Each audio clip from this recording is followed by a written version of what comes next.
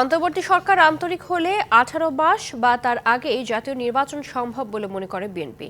এজন্য নির্বাচনী রোড ম্যাপের ঘোষণাও চায় দলটি। বিএনপি নেতারা বলছেন, আগামীকাল প্রধান উপদেষ্টার সাথে বৈঠকে এই নিয়ে দলের অবস্থান তুলে ধরবেন তারা।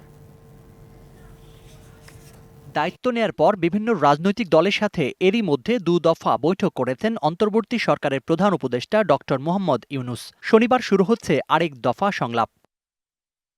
প্রথম দিনই প্রধান উপদেষ্টা বসবেন বিএনপির সাথে। দলটির নেতারা অবশ্য বলছেন, ভোট নিয়ে দেশের মানুষের প্রত্যাশাই তুলে ধরবেন সংলাপে।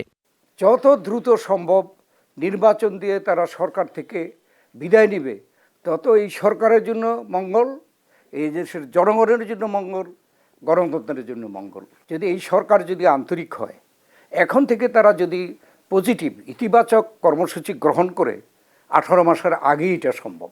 অত্যন্ত গুরুত্বপূর্ণ পদগুলো আছে। আমরা দেখতে পাচ্ছি যে 2 মাসে আমরা যে প্রত্যাশা করেছিলাম, এই সরকার সেই ক্ষেত্রে সেই পরিমাণ সংস্কার করতে পারে নাই।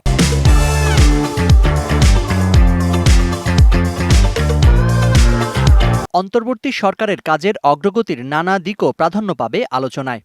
আমরা এই সরকারকে সাপোর্ট করতেছি, সমর্থন দিয়েছি, সমর্থন দিয়ে যাব।